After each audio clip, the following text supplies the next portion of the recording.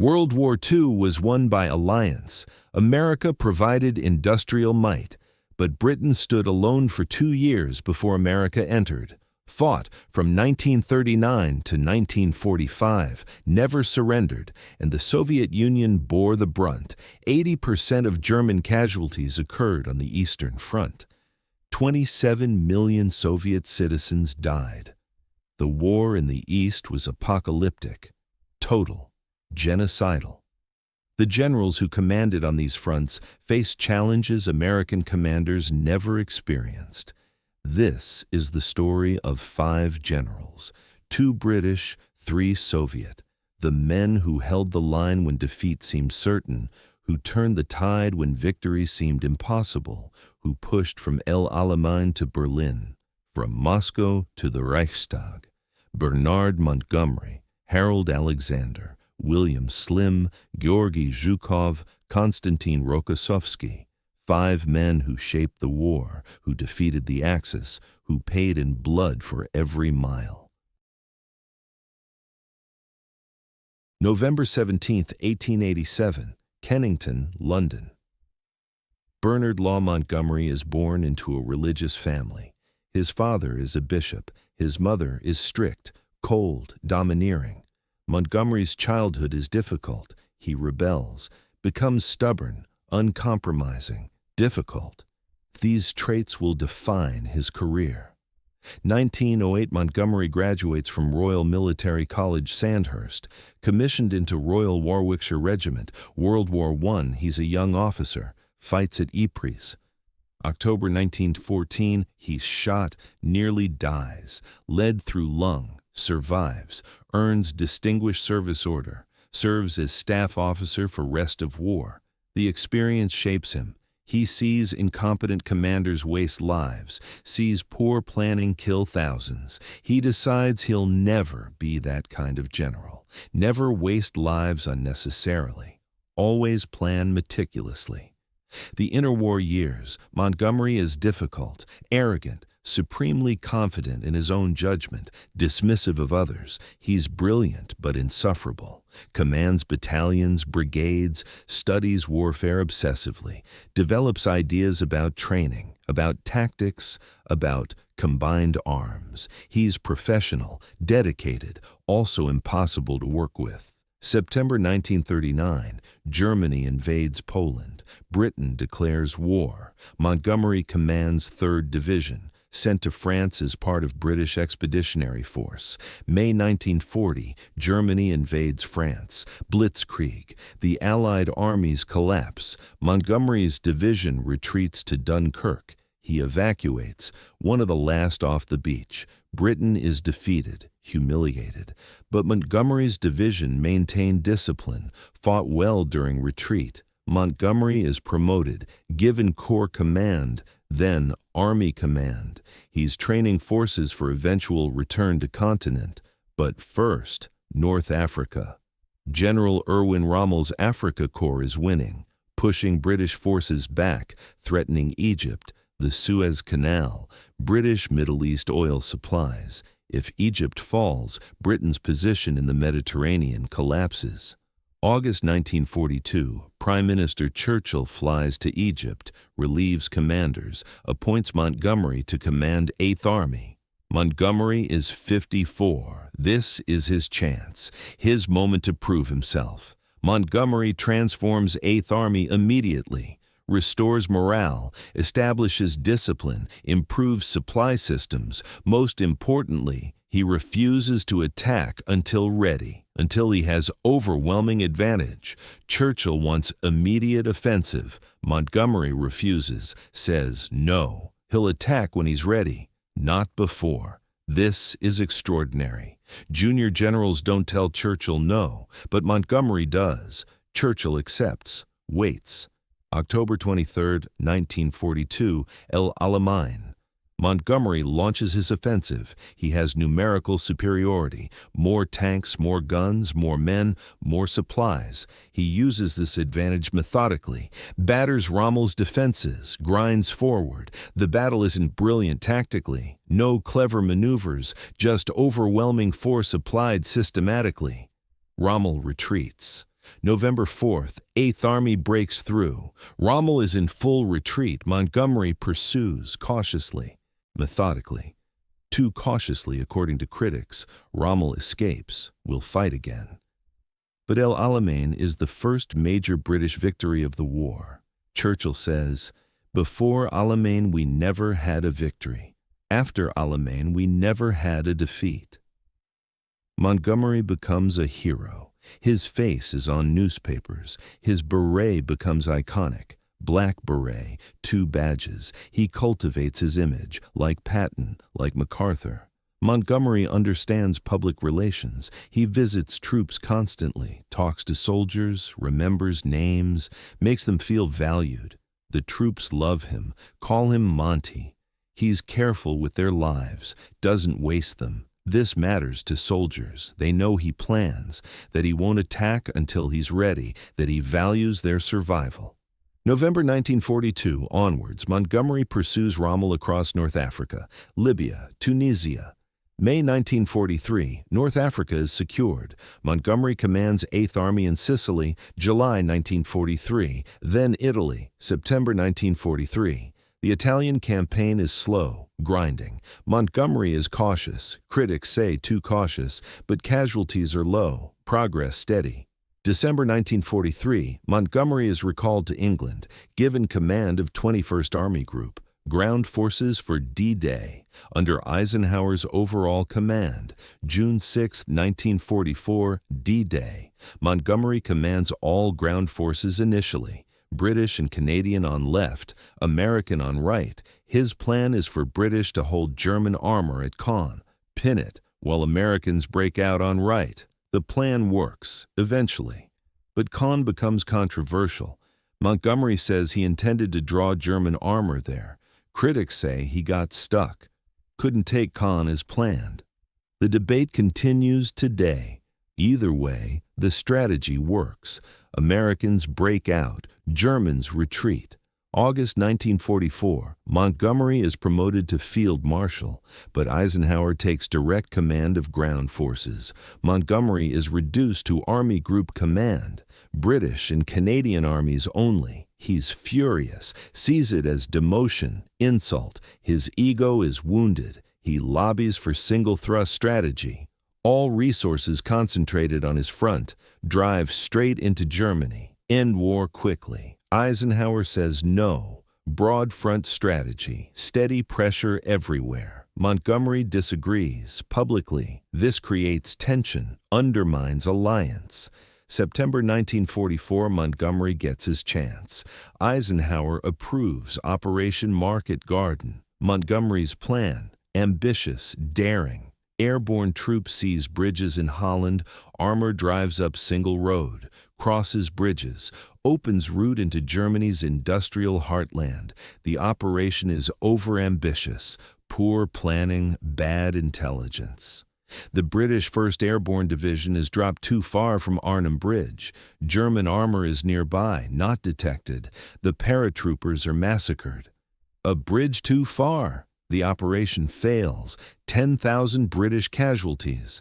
Montgomery's reputation is damaged, but he never admits error. Blames others, bad weather, bad luck, subordinates, never himself. December 1944, Battle of the Bulge. Eisenhower temporarily gives Montgomery command of American forces on northern shoulder. Montgomery stabilizes the line, performs well. But he's insufferable afterwards, holds press conference, takes credit for saving Americans, implies American generals were incompetent. Churchill has to apologize, smooth things over. Montgomery has created diplomatic disaster. March 1945, Montgomery's forces cross the Rhine, advance into Germany. May 4, 1945, German forces in northern Germany surrender to Montgomery, Lüneburg Heath. Montgomery accepts their surrender, stiff, formal, unforgiving. The war in Europe ends days later. After the war, Montgomery is chief of the Imperial General Staff, Britain's top military position, then Deputy Supreme Commander of NATO under Eisenhower. The irony isn't lost on anyone. Montgomery serving under Eisenhower again. Their relationship remains difficult.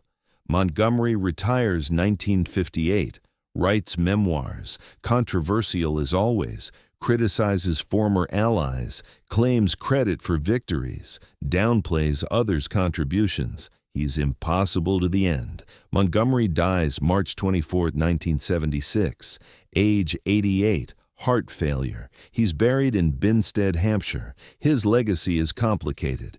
Brilliant planner, careful with lives, first British general to defeat Germans, but arrogant, difficult, poor coalition partner. He won battles, saved lives, but made enemies. Was he great? Yes. Was he insufferable? Also yes. Both things are true.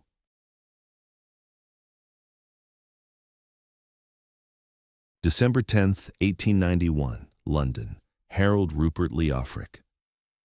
George Alexander is born into aristocracy, Irish nobility, third son of an earl. He grows up wealthy, privileged, educated at Harrow, Sandhurst, commissioned 1911, Irish Guards.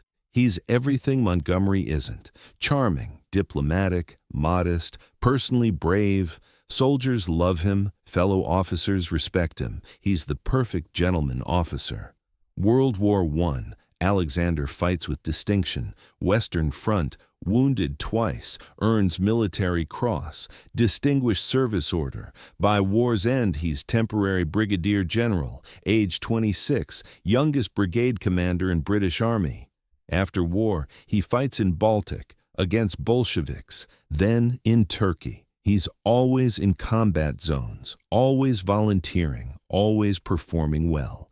Interwar years, Alexander commands battalions, brigades, divisions, rises steadily, not through politics, through competence, quiet excellence. 1937, he's youngest major general in British Army. Commands division in India, then division in England. September 1939, war begins. Alexander takes his division to France. May 1940, Germany invades. The Allied armies collapse. Alexander commands I Corps. Covers retreat to Dunkirk. He's one of the last British officers off the beach. Personally checks the beach before leaving, making sure no British troops remain. The story becomes legend. Alexander as the last man off Dunkirk. Calm, unflappable, professional. August 1942, Alexander is sent to North Africa, appointed Commander-in-Chief Middle East, Churchill's choice. Alexander arrives same time as Montgomery. Alexander's Montgomery's superior, technically, but he gives Montgomery operational freedom, lets him run 8th Army. Alexander handles strategy, logistics, politics. Montgomery handles tactics, battles. The partnership works. Alamein succeeds partly because Alexander shields Montgomery from political pressure, provides resources, handles Churchill. November 1942, May 1943, Alexander oversees North Africa campaign, coordinates British 8th Army advancing from east, American forces advancing from west, squeezes Germans. Rommel evacuates to Sicily. May 1943, remaining German forces in Tunisia surrender, 250,000 prisoners. Alexander sends message to Churchill.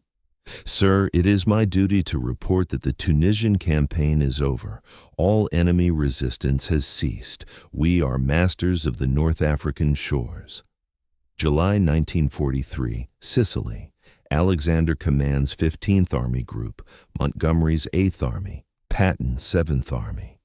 The Sicily campaign reveals tensions. Montgomery and Patton hate each other. Both want glory. Both push aggressively. Alexander manages them, keeps them from open conflict. Sicily falls in 38 days. September 1943, Italy. Alexander commands Allied ground forces. The Italian campaign is his masterpiece in his frustration.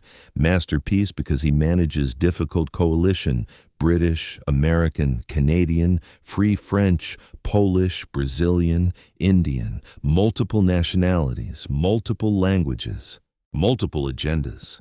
Alexander coordinates them all, keeps alliance functioning. Frustration because Italy is secondary theater. Resources are constantly diverted to Normandy, to Pacific.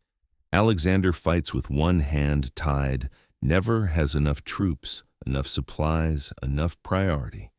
The Italian campaign is brutal. Mountains, rivers, winter.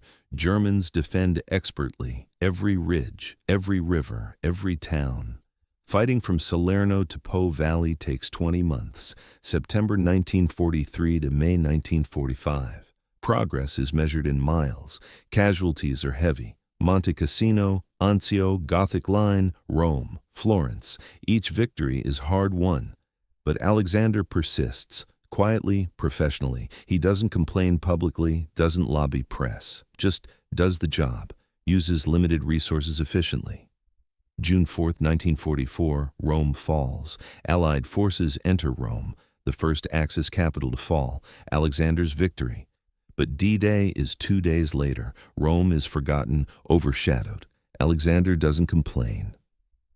May 1945, German forces in Italy surrender. 1 million Germans. Alexander accepts their surrender. The Italian campaign is over. It tied down German divisions, prevented them from reinforcing Normandy, prevented them from reinforcing Eastern Front. Alexander's contribution is strategic, not glamorous, but crucial.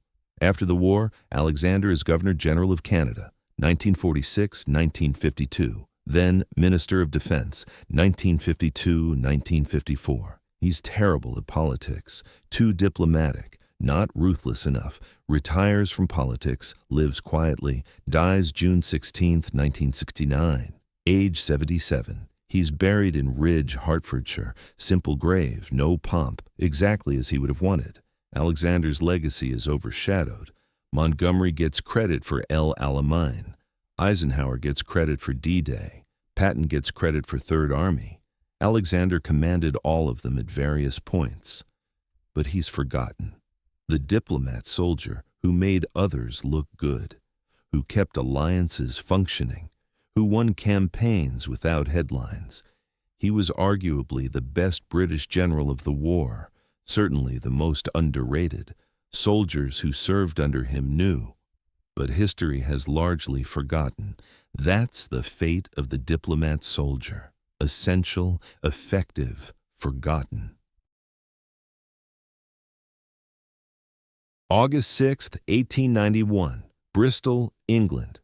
William Joseph Slim is born into poverty, lower middle class. His father's a businessman, struggles financially. Young Slim attends King Edward School in Birmingham on scholarship. He's bright, hard-working, but poor. Can't afford university. Works as teacher, clerk. Then World War I begins. August 1914, Slim enlists. Private, rank and file, not officer class. He's commissioned into Royal Warwickshire Regiment, Territorial Army, not regular army. He's an outsider, not Sandhurst, not aristocracy. Just a capable man who works hard. Gallipoli, Slim is wounded, badly, sent to India to recover, transfers to Indian Army, fights in Mesopotamia, wounded again, earns Military Cross. By war's end, he's temporary captain. When war ends, he expects to be demobilized. Instead, he's offered permanent commission in Indian Army. He accepts. It's a career, better than teaching. Interwar years, Slim serves in India, commands Indian troops, Gurkhas, Punjabis. He learns their languages, respects their culture, earns their trust. This matters. Indian troops are the backbone of British forces in Asia. Good officers who understand them are rare. Slim is good officer. He attends Staff College, slowly promoted. By 1939, he's brigadier, commanding brigade on India's northwest frontier. World War II, Slim is sent to East Africa, commands brigade, then division, fights Italians in Eritrea, Sudan, wins, promoted to major general, then sent to Iraq, briefly, then Burma, March 1942. This is disaster. Japanese are invading Burma. British and Indian forces are retreating, collapsing. Commander is relieved. Slim takes over Burma Corps. His mission, retreat to India. Don't let Corps be destroyed. The retreat from Burma is longest in British military history. 900 miles through jungle, mountains, monsoon. Slim keeps his force together, fights rearguard actions, preserves discipline, evacuates to India, May 1942. The corps is intact, exhausted, battered, but intact. It's a miracle. Most retreating forces disintegrate. Slim's doesn't. He's established his reputation. He can command under worse conditions. October 1943, Slim is given command of 14th Army, the Forgotten Army, fighting in Burma, China-Burma-India theater. This is lowest priority theater in the war. Nobody cares about Burma. Resources go to Europe, to Pacific. Slim gets leftovers. He doesn't complain, just builds his army, trains them, prepares them, improves logistics. Supply is critical in jungle warfare. Slim masters it, uses air supply, drops supplies to forward units, keeps troops supplied even when surrounded. Slim's genius is logistics and morale. He visits troops constantly, talks to them. Indian troops, British troops, African troops. 14th Army is most diverse force in the war. Slim treats everyone with respect, doesn't discriminate. The troops love him. They call him Uncle Bill. He's not glamorous, not aristocratic, just one of them, someone who understands, who cares, who's competent. March 1944, Japanese invade India. Operation Yugo. They attack Imphal and Kohima, plan to cut British supply lines, destroy 14th Army, take India. The Japanese get close, very close. Kohima is besieged. Imphal is surrounded. Slim holds, doesn't panic, supplies troops by air, reinforces by air, uses internal lines, shifts units rapidly. The Japanese offensive collapses. They retreat, leave 60,000 dead. It's their greatest defeat on land in the war. Slim has won. July 1944 onward, Slim goes on offensive, advances into Burma. The campaign is masterful. He uses flanking maneuvers, encirclements, keeps Japanese off balance. The advance is through some of worst terrain in the world: jungle, mountains, rivers, monsoon. But 14th Army keeps advancing. January 1945, crosses Irrawaddy River, massive opposed river crossing. It succeeds. March 1945, recaptures Mandalay. May 1945, recaptures Rangoon. Burma is liberated. Slim's Burma campaign is studied today as model of jungle warfare. He defeated larger Japanese forces in terrible terrain, with limited resources, using superior logistics, superior tactics, superior morale. It's brilliant, but nobody notices. The war in Europe ends May 1945. Atomic bombs fall. August 1945. Burma is forgotten. Slim is forgotten. The Forgotten Army commanded by the Forgotten General. After the war, Slim is Chief of Imperial General Staff, 1948 and 1952. Then Governor-General of Australia, 1953-1960. He's widely respected, honored, but not famous. Not like Montgomery, not like Alexander. He writes memoirs. Defeat into Victory. One of the best military memoirs ever written. Honest, insightful, modest. It's Slim on paper, competent, professional, humble. Slim dies December 14th, 1970. Age 79, he's buried in Windsor, St. George's Chapel. His legacy is quiet excellence. He's considered by many military historians to be the best British general of World War II. Better than Montgomery, better than Alexander. He won against worse odds, with fewer resources. In worse conditions, without complaint, without headlines. He was the consummate professional, the soldier's soldier, the forgotten general who deserves to be remembered.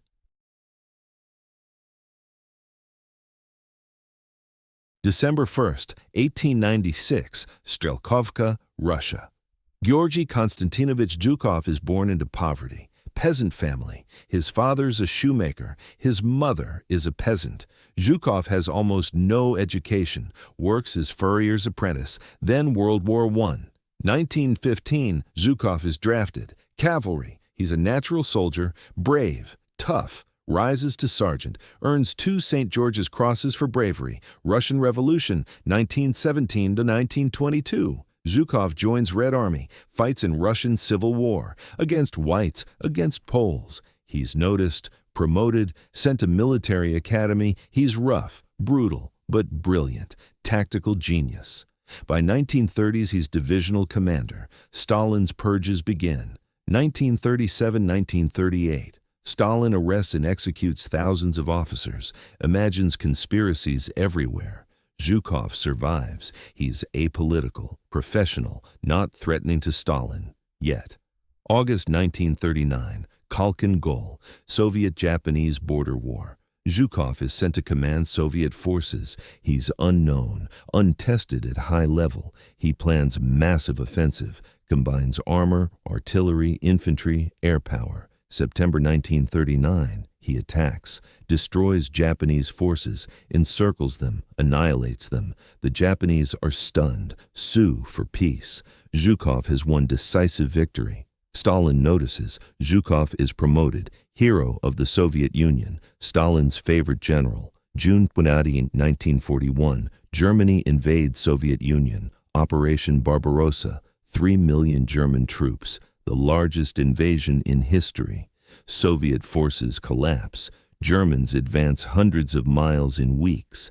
Entire Soviet armies are surrounded, captured, destroyed. It's catastrophe. Stalin is paralyzed, panicked. Zhukov is calm, professional. He's appointed Chief of General Staff, then commander of various fronts. Wherever crisis is worst, that's where Stalin sends Zhukov. September 1941, Leningrad is surrounded. Germans are attacking. City will fall. Stalin sends Zhukov. Zhukov arrives, establishes brutal discipline. Anyone who retreats is shot. Anyone who fails is shot. He's ruthless, doesn't care about casualties, only about holding. Leningrad holds. The siege lasts 872 days. 1 million civilians die. But the city doesn't fall. Zhukov holds long enough, then is sent elsewhere.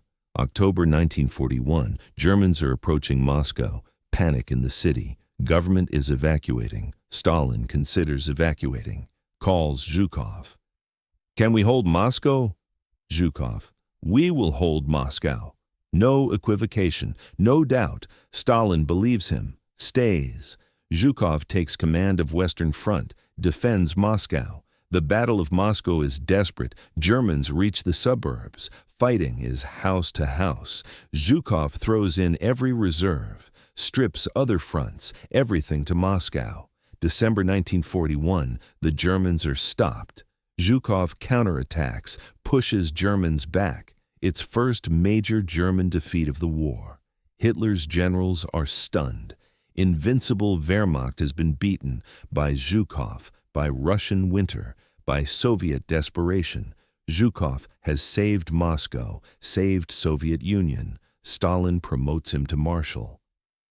Age 45, youngest marshal in Red Army. But Zhukov doesn't relax. There's a war to win. August 1942 to February 1943, Stalingrad, the decisive battle of Eastern Front. Germans are trying to take city. Zhukov coordinates the defense, then the counteroffensive. Operation Uranus, double envelopment, classic maneuver. 2 pincers close around German 6th Army, trap them in Stalingrad, destroy them. The operation succeeds. 300,000 German troops surrounded. They fight, hold out, hope for relief. Relief never comes. February 1943, they surrender. 91,000 prisoners, the rest dead. Stalingrad is turning point. Germans are retreating, never fully recover. July 1943, Kursk. Germans launch one last major offensive, Operation Citadel. Concentrate armor, attack, try to regain initiative. Zhukov knows it's coming. Soviet intelligence is excellent. He prepares defenses, deep, layered, lets Germans attack into killing zones. The Battle of Kursk is largest tank battle in history. 6,000 tanks. Germans are bled white. Offensive fails. Zhukov counterattacks, pushes Germans back. From now on, Soviets advance, Germans retreat. 1944, Zhukov coordinates Operation Bagration, summer offensive, destroys German Army Group Center, largest German defeat of war. Worse than Stalingrad, 400,000 German casualties. Germans are ejected from Soviet territory. Red Army enters Poland, then Romania, Hungary. The advance is relentless, brutal. Soviets take terrible casualties, but they keep advancing. Zhukov coordinates multiple fronts, multiple armies, millions of men. The scale is incomprehensible. April 1945, Zhukov is given the honor. He will take Berlin. Stalin wants it, wants the prestige, wants revenge. Zhukov plans massive assault, overwhelming force. He doesn't care about casualties, just victory. April 16th, offensive begins. Battle of Silo Heights. Germans defend desperately. Soviet casualties are enormous, but Zhukov keeps attacking, keeps feeding troops forward. April 21st, Red Army enters Berlin. House-to-house fighting, brutal. Urban warfare at its worst. April 30th, Hitler commits suicide. May 2nd, Berlin surrenders. Zhukov has taken Berlin, won the race. Soviet flag flies over Reichstag. Zhukov's victory. May 8th, 1945, Zhukov accepts German surrender on behalf of Soviet Union. He's at peak of fame, most successful Soviet general. Hero of the Soviet Union 4 times. Marshal, Stalin's favorite. Or is he?